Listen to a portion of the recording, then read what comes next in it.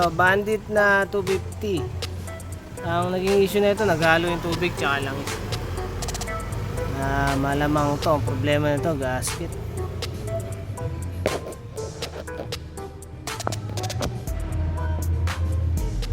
Malamang gasket yan eh. Halo yung tubig tsaka langis eh. O kaya pump, pwedeng pump din. Kailangan kalasin to eh. Kailangan kalasin din to eh. Nalisilipin ko muna yung pump. Tapos pag wala dun sa pump, malamang ito nga head gasket.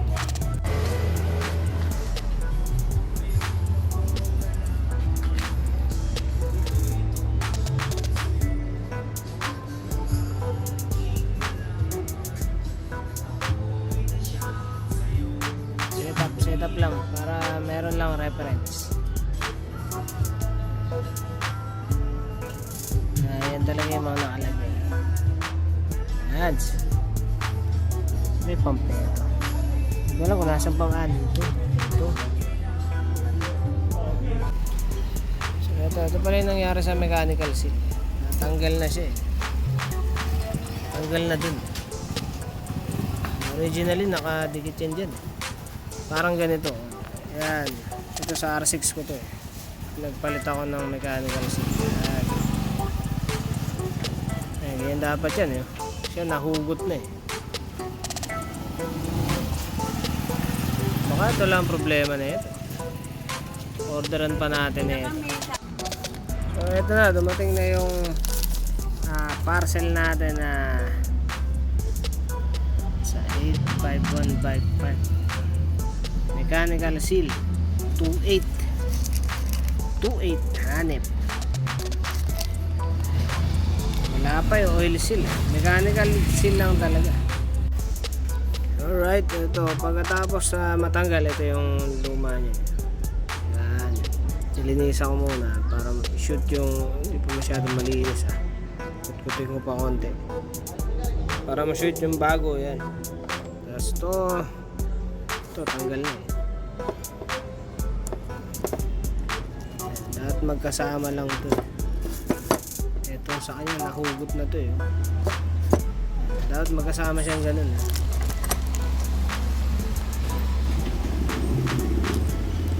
Ito problema, tatanggalin ito. Yan yung mechanical seal, hindi kasama ito. Ito lang.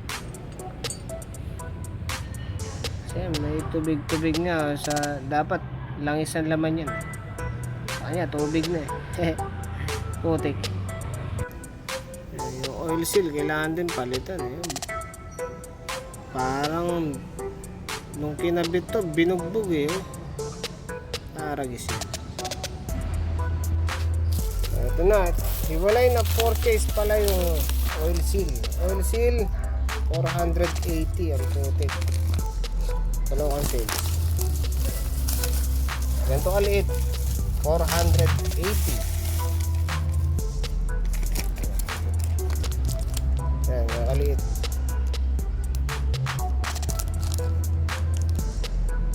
$480. Hanep. Yan. Goodies. Hanep. Yan, pagkatapos ng oil seal, ito namang mechanical seal. Yan. Yan. Yan, tapos yung shaft, tapos yung lock dito sa likod. Kasi pwede na ikabit yung impeller. Yan, bago yung, pati yan bago, kasama yan sa mechanical seal. This na. Hanep. Pag okay ka na dito, pwede mo na ibalik yung takip. Bale, lilinisan pa to, tapos lalagyan ulit ng sealant. Kasi mukhang nag-leak na to dati. Alright. Putik. Hanep na yan. Puno ng tubig ang walan dyan. Agoy!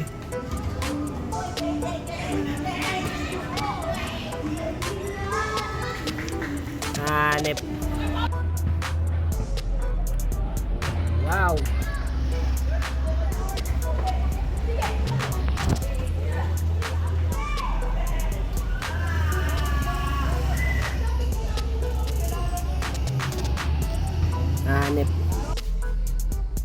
Ito, pagkatapos linisan yan, gasket naman. Tapos ang gasket, syempre, lilinisan na yung sa ilalim ng makina. Putik. Syempre, langis natin, adnok. Hanip. 2.7 liters. Try na natin paanda rin para makita kung ano. Kung maghahalo pa yun. Ito mahirap, ang putik. Umiikot yung ano. Umiikot ito eh. Yung matawag dito. Throttle grip, ang putik. Hindi ko mapit. Ang hirap pitin tuloy ng throttle. Kailangan dalawang kamay. Tingnan natin. Ayan, putik mo. Humalo na naman eh.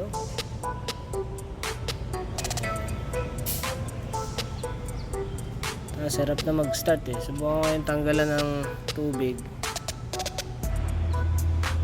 Ito wala naman. Tanggalan ko muna ng tubig. Tapos saka ako paanda rin. Ang putik. Ay, sumingaw pala yung valve. Ang putik. Ay, dumano na yung fan ah. Sumingaw yung valve.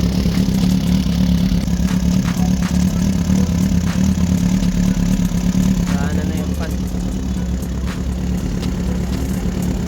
Hindi na, ayaw mag-minor. Ang putik. Tapos sumisingaw sa, ano, sa intake. Puputok-putok sa intake. Tapos pinabayaan ko lang na umandar. Bali, kinuha ko lang para ma-supplyan ng gas. Kasi sumara naman. Ito problema po. Sumasama pati. O, tarag.